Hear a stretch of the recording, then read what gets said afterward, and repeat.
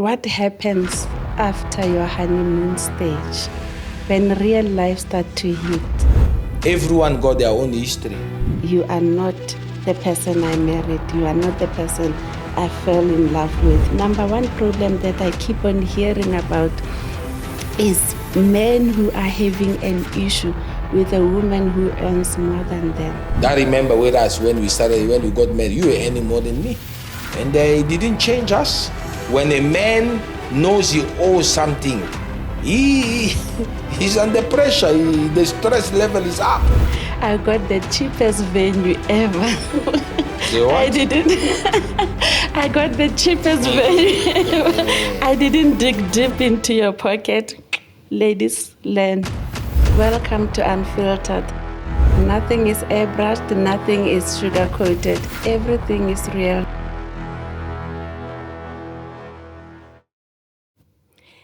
Greetings and welcome to Unfiltered, the podcast where everything is real, nothing is airbrushed, nothing is sugar-coated.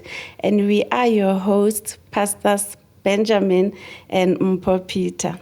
Pastor Benji, last time we touched on intimacy in marriage and the issues thereof. I remember you saying, don't deprive us what is rightfully ours. And just when I was thinking, sitting and pondering, I thought, maybe it's because we don't really know the difference between wedding and marriage. So we spend so much time preparing for the wedding, but never time to prepare for marriage. I, for one, when I got into marriage or entered into marriage, I never knew that I needed to prepare for the marriage, but I knew I had to prepare for the wedding. And remember, I got the cheapest venue ever. I didn't. I got the cheapest venue ever. I didn't dig deep into your pocket. Ladies, learn. So that you could be able to give me the best wedding that I wanted. But I was never ready for marriage. How about you? Were you prepared for marriage? Did you even enjoy the preparation of the wedding that we had? No, let's first correct the cheapest wedding because not at all, because you chose a very expensive venue. But by the grace of God, God always provides. What is important that people need to understand, there's a difference between a wedding day and a marriage. A wedding day, it is a day of celebration. It is a day where our friends, family, colleagues come and celebrate with us the decision that we have both taken. But then after the celebration, now you have to work your marriage. I always like to tell people, especially for us as black people, I want to explain, sometimes it's very expensive for us to get married. Mm-hmm. And a lot of the time is young people shy away because they say they've got no finances. So what happens is a lot of them tend to start to cohabit before they get married because they don't have the finances to get married. But today I want to help them. Somebody say 5. You need 5 things to get married. Mm-hmm. You need a man who's made his mind up that he's going to get married. Okay. You need a woman who have accepted the advances of the man. You need 2 witnesses, and you need a pastor. Just 5. 5 things. And those things, none of them speaks of money. So there is a difference between a wedding day. We put ourselves under undue pressure because we want to have that special day. There's nothing wrong if you work towards that day. But you can get married first, even in your pastor's office, where you get married and then you sign and you are married, you go home. And then together, you now start to work together for your wedding day. Because what happens, then you don't put each other under unnecessary pressure. There's a lot of married people who start their marriage with a lot of debt.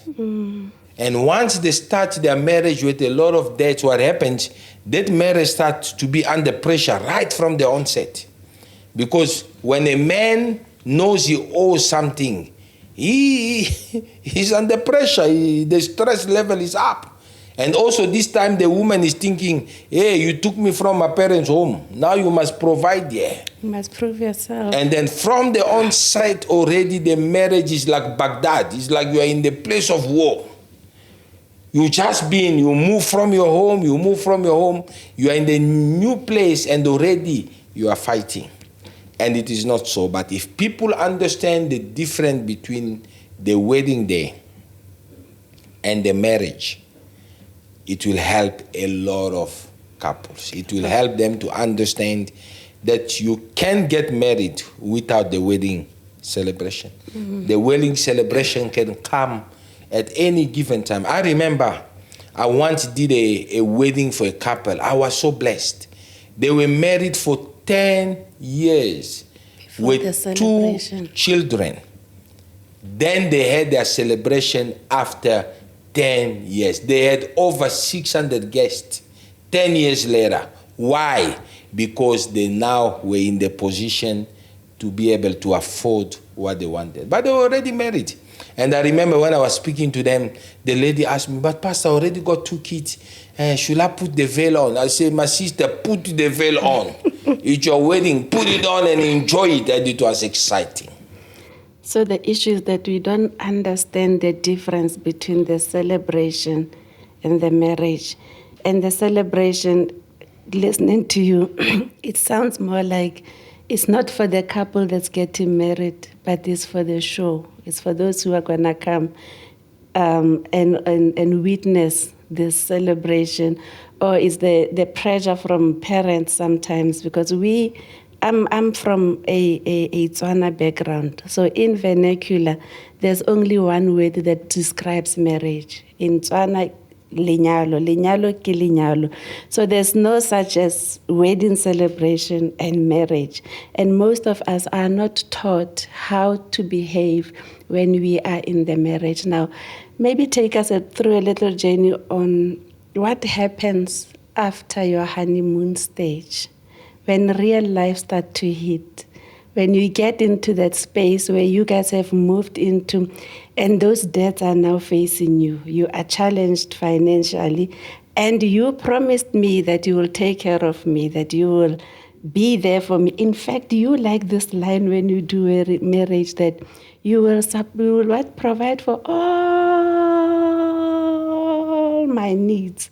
So I'm holding on to that all, because you even drag it nicely, which is a constant reminder for me that once we step into this marriage, then I don't have issues, I don't have problems, because my husband will supply all my needs.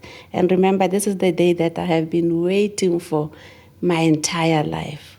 Now, yeah, that is very interesting, because everybody before that special day, the wedding day, nobody really truly showed their true colors. Whether the man or the woman, someone is always hiding something. But after now you got the I do. After the I do, the masks are off. If I used to throw my shoes in the corridors, the shoes are going to be thrown in the corridors. If the woman didn't know how to cook properly, you thought she was cooking so nice while she's taking food from Woolworth. Now the truth is coming out. But it is in that time that you as a man and a woman must come together, because marriage, it is a work. But even with the husband, most of the time is known as the provider. But for us as believers, we really know who's the true provider. The true provider of your marriage is God. You can be in the season where God is providing for your marriage through the husband. You can be in the season where God is providing for your marriage through your wife. What is important is for the two of you to understand that we are in this thing together, that God is providing for us, and we are working together. Now, when you see things that you never saw in your husband or your wife, Don't be alarmed. Don't be too quick to say, I never saw that. I never saw this. Yes, you didn't see. Because all of us was putting our best foot forward. Now it is, we are in there, we jumping. There's no best foot forward, nothing. You get who I am. It is in that time that the two of you have to sit and now to say, okay, how do we work with this habit that you have here? I don't like this habit. This habit that you have, I don't like it. How can you work so that we can both cohabit and enjoy our marriage? Because it's important for the husband and wife to enjoy their home. Your home mustn't be a place where I don't want to go there. I don't want to go there. That's why you find some people after work, instead of them going home, they first go to some places. Why? Because they don't want to go home. Their home is a place of war. Because people don't know how to speak. They don't know how to deal with issues. It is important to understand that as a married couple, everyone got their own history. Everyone got their own culture. They come from a different history, a different culture. They are not coming to make one future. Now, for you guys to make that one future, you need to find each other somewhere. It is important for you to be open and honest.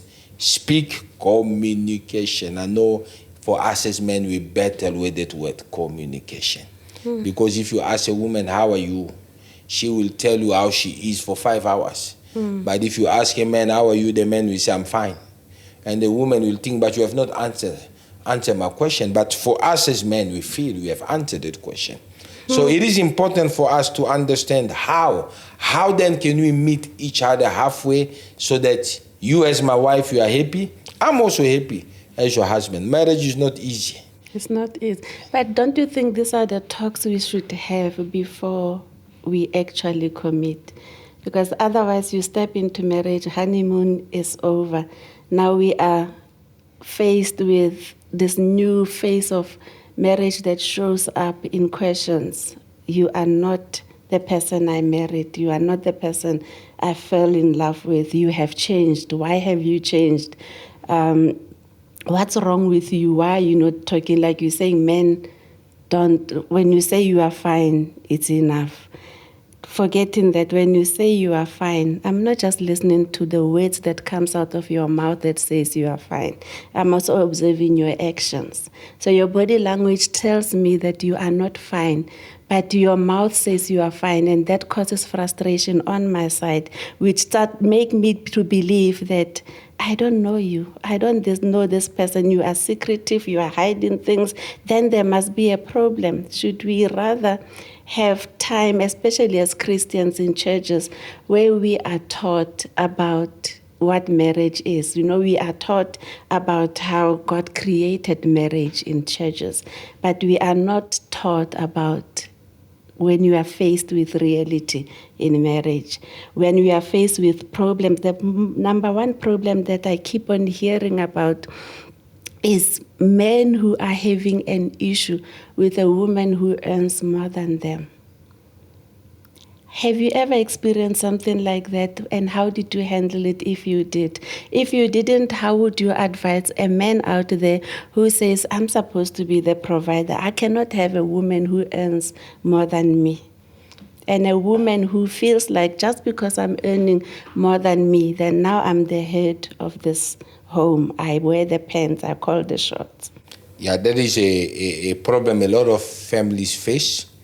Because number one, in our country, a lot of women are beginning to earn a lot of money because they're trying to bring to balance the imbalance that was in our country for many times. But also, a lot of people don't know how to handle themselves when they get into that situation. Because as a man, you feel like you are, I'm a macho man, I'm the man, I must provide. But then you find yourself in the place where your wife is beginning to earn more than you. As long as you understand your role, it does not matter who's earning what. If your wife is earning 10,000, you are earning 2,000, your home have 12,000. It's not her 10,000 and your 2,000. As long as you guys understand how to deal with that, it will always be good. I remember with us when we got married, you were earning more than me. And it didn't change us. But over the years, as we continue growing, God turned it around, and it was still the same. The biggest issue we find with people is that they can't handle if their wife is any more than them. That is actually pride. As long as your wife is not belittling you, as long as your wife is not now thinking now she is now the head because she's bringing more, that should not be a problem. Because God is providing for your home. Whether it comes through your wife or it comes through the husband, it does not matter. God is providing for the home. That's why it is important before people get married, they should go through premarital counseling. Because you go through all of these things so we can prepare the people for marriage. Most of the time, people can say, Choma, how can your husband earn less than you? And sometimes the women start to believe. Those people who give those advice, they are not married. Or their marriage is in shambles. And then they want to bring a problem to your marriage. I want to encourage men and women out there. It doesn't matter who's earning what. As long as you all know we are working together as a unit. The Bible says that you become one. There is oneness in your marriage. So oneness is also in your pocket. It's also in your finances. As long as everybody understands the role. If you are a woman out there, you are earning more than your husband. Don't belittle your husband. He is still the head of the home. And if you are a man out there and you are earning more than your wife, don't belittle her. Don't make her think like, I'm the one who's bringing the bacon, so cook all the bacon on for me. No. Understand, you are a unit, you are a family, you are working together. And the moment you work together, your marriage will be so wonderful. It will be beautiful.